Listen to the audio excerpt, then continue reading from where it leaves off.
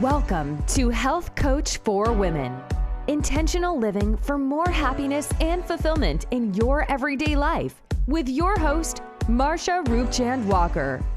Join Marsha as she shares her own personal wellness journey, as well as stories from our guests that will enlighten and inspire you to move towards better health and happiness. Now, here's your host, Marsha Roopchand-Walker.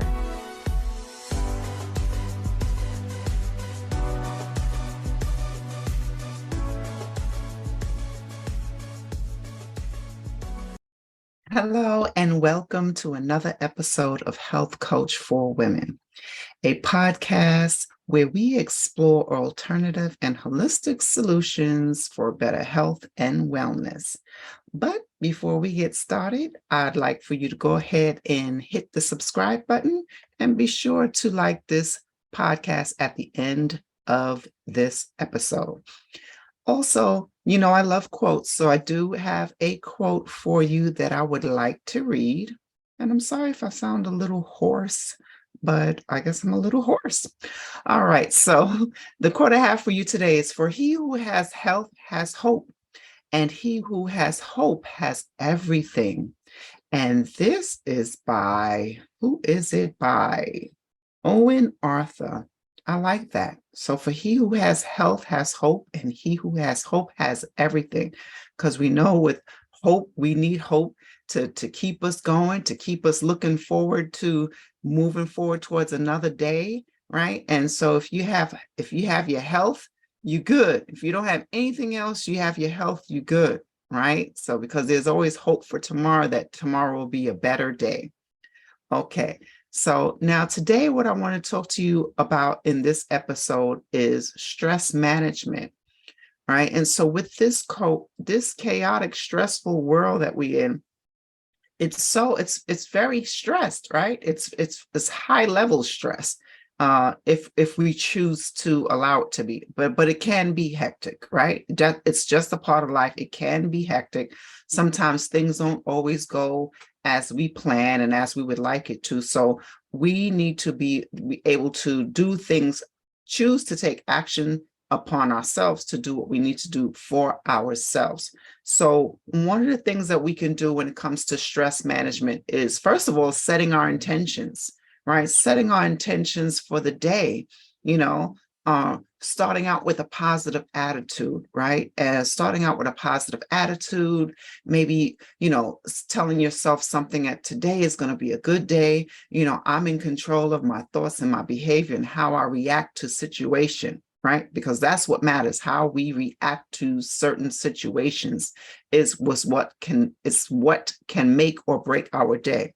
So that's the first thing, setting our intentions for the day. Another thing is, I notice when people are at work, especially when it's short-staffed, there's not enough people to cover, whether it's the fast food restaurants, whether it's healthcare, whatever it is, it's short-staffed wherever you go. A lot of places is short-staffed. So what that does in turn is put more of the workload on the people who's there, right? And taking on more responsibilities that they normally would not have to do. And so you're wearing many hats. And of course, naturally, that can add more added stress to your already life of things that you're going on with and dealing with in your life. So what can we do about that? All right. And that's why it's important, when you get those lunch breaks and 15-minute breaks, to take those breaks. So that's how we can kind of tackle the stress management on that end, is by taking our lunch break. Okay, that's important. Take your breaks. If you get a 15, and I know in some places they will force their employees to go and take their break. They'll force them, tell them that they got to go on a break. And because you need it, that's that time for you to reset and reboot, even if it's a 10 or 15-minute break, right? And at that time, do whatever it is for you that you need to do, whether it's taking a moment to just sit in your car, or sit in the break room, have a bite to eat, or just maybe you want to just relax, close your eyes and relax. Hey, maybe you want to take a nap for 15, 20 minutes, but whatever it is, take that time for yourself to gather your thoughts, reboot. And I know some people work in have worked with people who are may or may not be easy to get along with, right? And what I hear most is like comes from management. So they're dealing with these situations and they're fed up, and some is actually thinking about quitting or walking away, and some have done so because they just can't deal with the change and deal with the negativity that's in the workplace. So again, we cannot change the things on the outside world, right? Some things we can't control, but we do have control on how we react to certain situations. So that's why it's important to take a break. That's why it's important during that time, whatever it is that you enjoy to do during that time, do that. Whether it's if maybe you just want to sit in your car or sit in a break room and do some breathing exercises or do a quick meditation or whatever. So find whatever it is that you need to do for you during that time that you have by taking your break at work.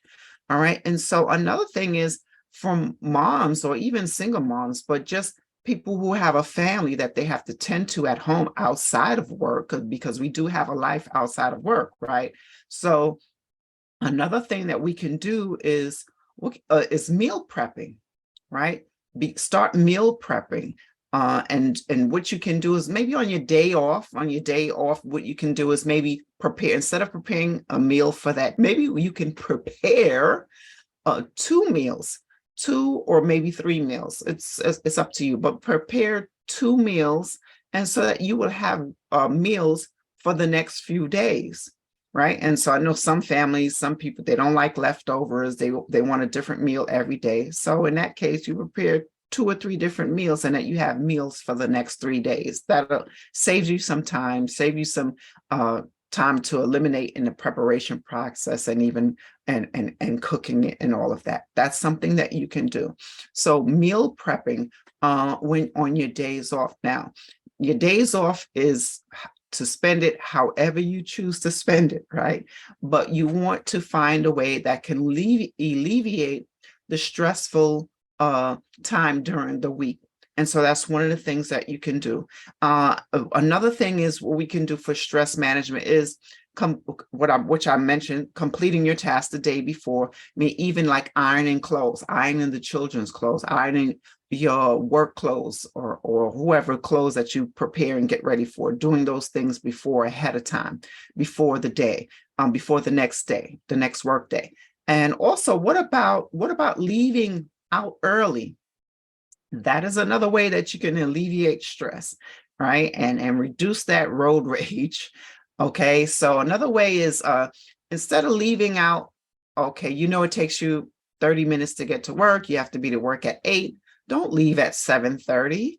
Leave out by 7 or 7:15, right? And start preparing, getting things ready ahead of time. Maybe you may have to wake up a little earlier. And if that's not negotiable, then fine. But find a way to leave out a little earlier just so you can have that extra time due to any either traffic, maybe accident, police, construction, whatever it is that's going on, any police activity, anything that could be possibly can delay your progress on your way to your travels, right? And so that is another thing that you can do.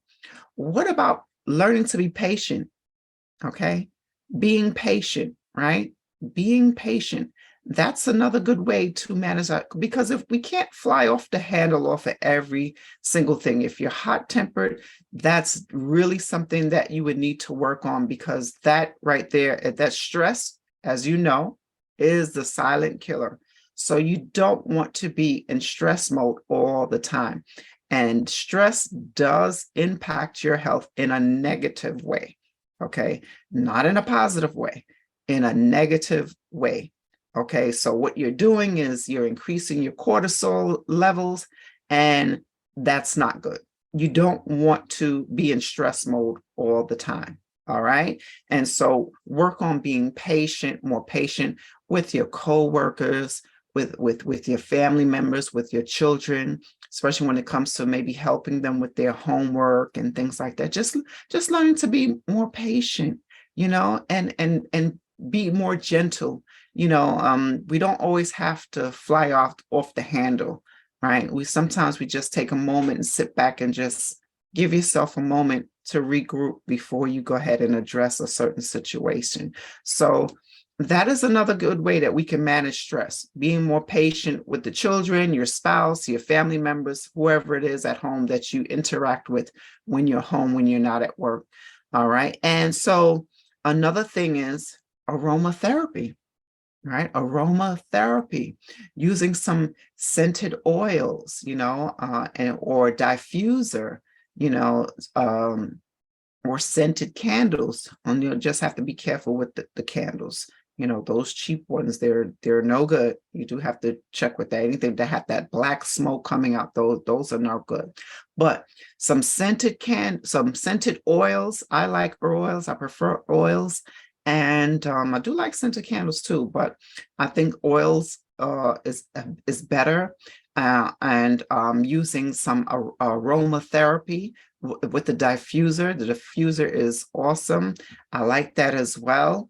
You can try doing those things, right? And you can set the atmosphere. When you're done with the children, when you're done doing all the things that you need to do for you, go ahead and put that diffuser on, or your scented candles, and take time for yourself. Take time for yourself to do whatever it is that you want to do. Maybe you just want to kick back and relax, right? Maybe you just want to kick back and relax and just listen to some music, listen to some relaxing sounds. Maybe you want to exercise, whatever it is that you enjoy. Don't neglect the things that you enjoy, that makes you feel happy, makes you feel alive and vibrant. Do those things. You may not be able to do them every single day, but if you can do it every other day, several times a week, there's no harm in that. It can only do you some good, because it's something that you love to do, right? And it's healthy, something healthy.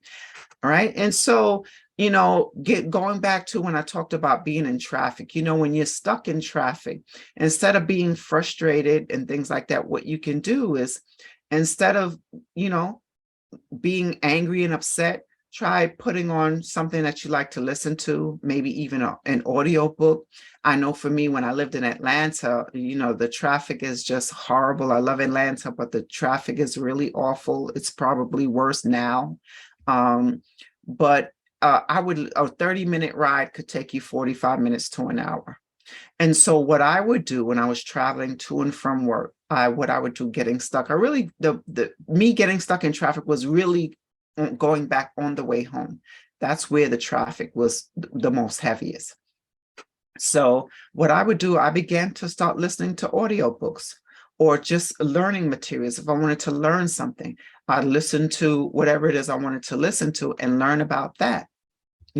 So find whatever it is, find ways to turn a negative situation into a positive situation. And that's one of the ways that you could alleviate stress when you're in traffic. Okay, so I talked about aromatherapy. The next thing is treat yourself, right? Treat yourself. Have a spa day. Have a day where you take yourself out to the spa, get your nails done or your hair or whatever it is you want to do, or get a nice massage. All right, that helps alleviate some stress as well. Exercise, of course, is very, very helpful in regulating your stress, managing your stress, right? Doing some form of exercise. Okay, so whatever it is that you like to do, whether it's a 10-minute HIIT exercise, whether it's some cardio, some Pilates, whatever it is that you enjoy, maybe you want to start doing some exercise again. If you like to read books or even journaling, like what about journaling? What about if you want to write about your events for the day? A good way to relieve your stress is to journal, right? Try journaling. Okay, so you may want to even do that. Try journaling. Another thing is avoiding the news, right? Media, avoiding the news. The news, if you haven't noticed, it's everything on the news is all negative. maybe at the end you may have one little happy clip, a happy story about the man who saved the dog out of the drain. I don't know, something like that.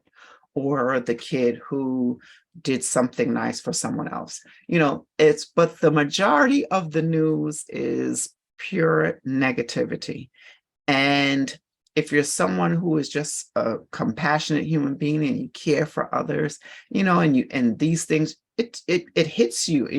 You can feel it, like you feel that person's pain when you're hearing about something negative on the news about maybe kids fighting, or another shootout happened in this place or whatever. It's saddening. It's saddening. It's depressing. These things doesn't make you feel good. They make you feel worse than you already felt before. So managing your watch of the television, and I'll also include in that social media, taking a social media break. Okay. Stay off the social media for a while, right? Stay off the phone for a while. Give the phone a break. Stay off social media, and don't compare yourself to others. Don't compare yourself to others and how many likes they got and how many followers they got. And it's all irrelevant, right? It's all irrelevant in the bigger scheme of things, because what matters most is taking care of yourself, taking care of this body that you're in, taking care of that mental, taking care of your mental. That's so important, because when your body doesn't feel good, you don't feel good overall, right? And if you're not in a good mental state, you don't feel good at all, right? And so remember, there is that mind and body connection. They are connected.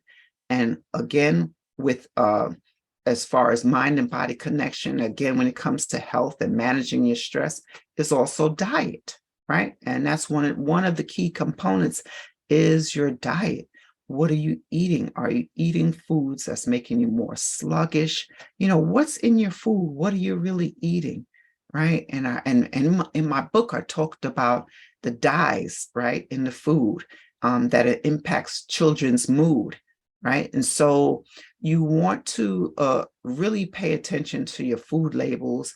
You want to watch what you eat, okay? Not watch it and eat it, but I mean, actually pay attention and read the labels of things that you're eating, because some of these things, believe it or not, and I talked about it in the book of mine, I talked about it, that some of the things in the book are some of the things that's causing your anxiety, your mood swings, or lack of sufficient nutrients, right? Lack of sufficient nutrients, such as your vitamin D, your magnesium, and things like that.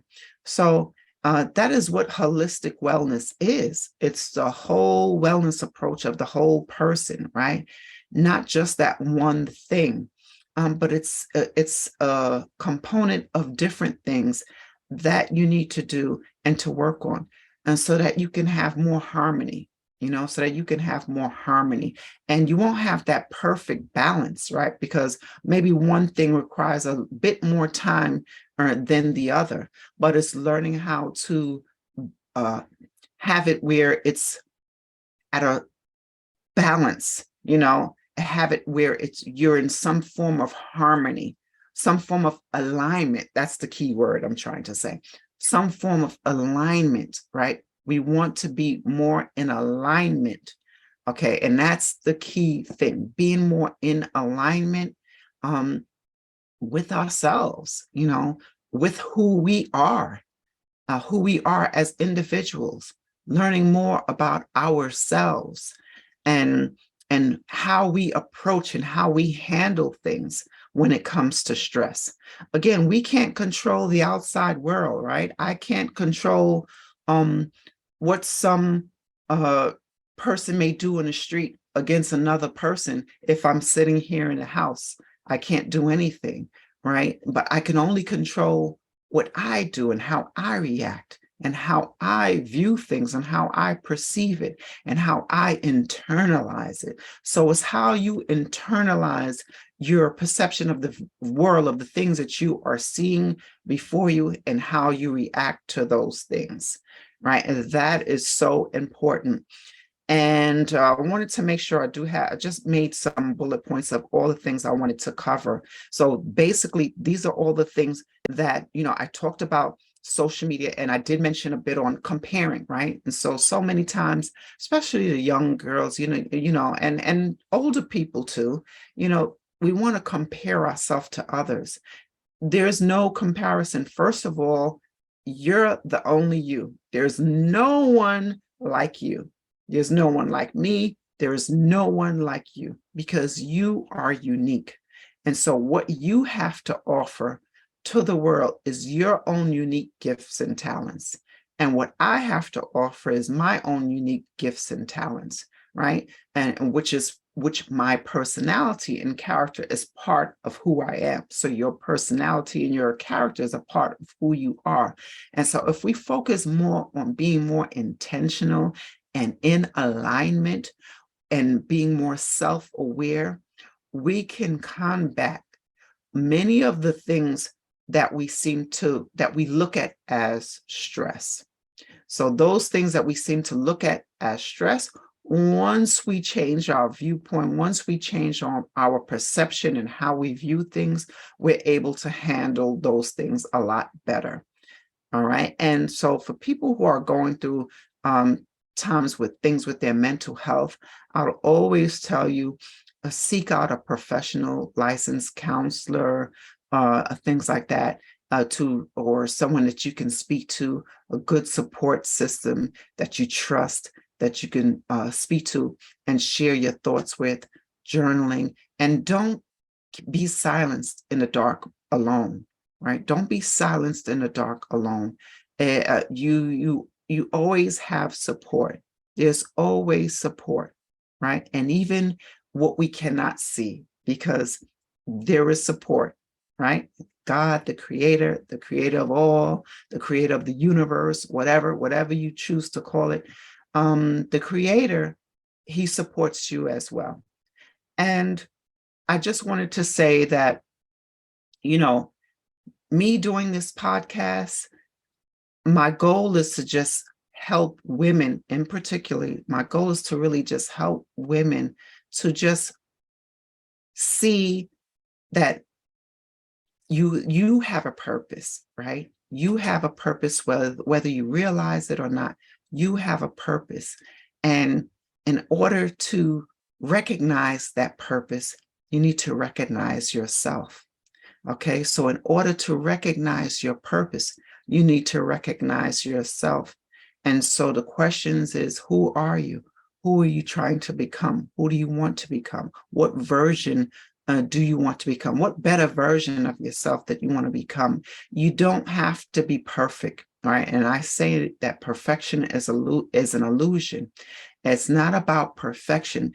It's about taking the time to get to improve yourself and improve your life, right? And I'm the biggest, right, advocate of loving yourself. I'm the biggest advocate on self-love. And that's why I like sharing some inspirational videos of women, on the YouTube channel.